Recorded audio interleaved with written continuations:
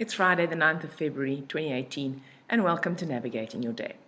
So in Jinshin Jitsu, 9 came into the universe, meaning ending an old cycle is the beginning of a new. So 9 acts as a 0 in the number sequence. We count 1, 2, 3, 4, 5, 6, 7, 8, 9, and then the next number, 10, is a 1 again. And then 11, 12, 13, 14, 15, 16, 17, 18 is a 9, and 19, 1 and 9 is 10. So 9 ends the cycle of the first 8 numbers. It serves as like a full stop after 8, and then it also serves as a springboard for the new one. So that's why it means the ending of an old cycle is the beginning of a new. So today we have the opportunity to resonate or harmonize ourselves with the energy of bringing things to closure, not just ending them, but actually transforming them. So bringing it to an end, processing what it was all about, and then discarding what doesn't serve you, keeping what does, and taking that which you decide to keep into the future with you.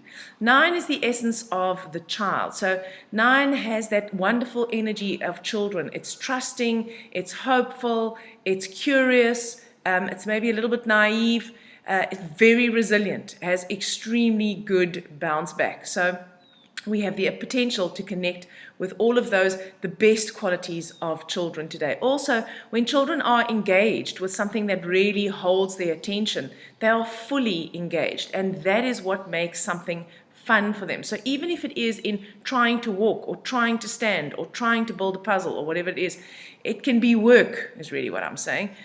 As long as it's something that holds your attention, 9 is fully engaged. On the other side, as soon as 9 is no longer interested, they get bored and they chuck the toy away. So you may actually find that if you're stuck in routine work today or routine tasks that you find repetitive, you may find them getting boring, and you might actually become distracted, and you may become impatient actually and irritable, and then potentially have a tantrum. 9s can be very dramatic, so we need to be aware that our inner drama queens might be looking for a way to shine today, and there's nothing wrong with her. She needs her place in the sun. Just don't allow her to completely railroad you. So we have the double energy of the 2 from February in 2018 happening.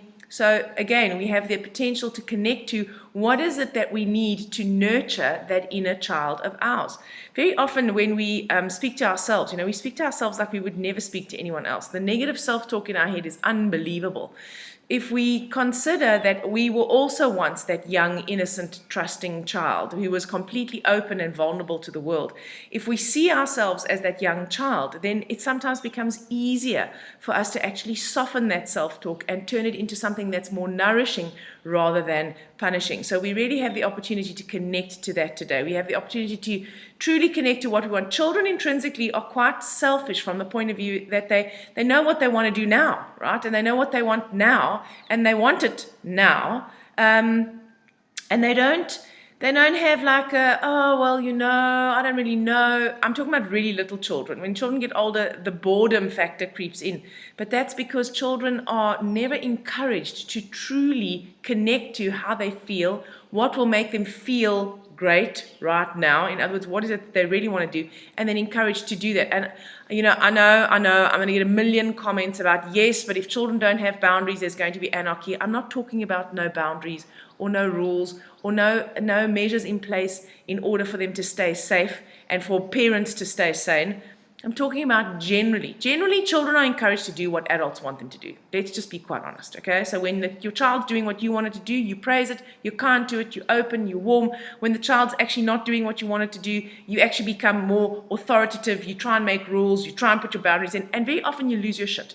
So children learn that when they do what adults want them to do, then life runs more smoothly. So from a very young age, we are not actually taught to be true to who we really are. We're taught to be true to who someone else, the version that someone else wants us to be. Okay, I digress. So today we have the opportunity to connect to our inner child and what that child needs to be optimally nurtured. That's really what I wanted to say. So the hero today is the 4. Now today we have the hero and the villain being the same number, and When the 4 is the hero, remember it's the big picture seer. It's the one that can break the boundaries. It's the one that can say, you know what, this no longer serves me because I see that in the grand scheme of things, this is not adding value to my life. And so I'm going to discard this and I'm going to change this and then I'm going to move. I'm going to keep this and I'm going to take this into the future with me. So remember that 9 is about ending a cycle in order to serve as a springboard for the new cycle. And 4 helps us to do the spring cleaning. It really helps us to connect with our integrity. What is important to me? What do I need? What is my truth? Okay, how do I want to feel? That is the gift that the 4 in the hero position gives us.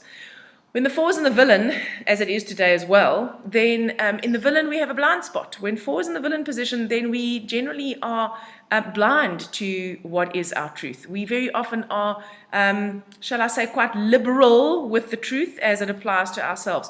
We don't want to see the truth. We don't want to appreciate that there are parts of ourselves that need not altering, but need transforming ways of thinking. In other words, we don't want to get out of our box. We go, you know what, I'm quite happy with my box.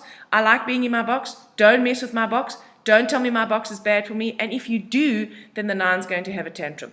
So it's a bit of a double-edged sword. Luckily, the 4 in the hero position helps to soften that villain, but it won't take it away completely. So you need to be aware that the villain today makes you blind to the truth as it pertains to you in particular, and also sometimes the truth as it pertains to other people. So that 4 in the villain position, it helps us just maintain the status quo because we don't actually want to look any deeper when that is required.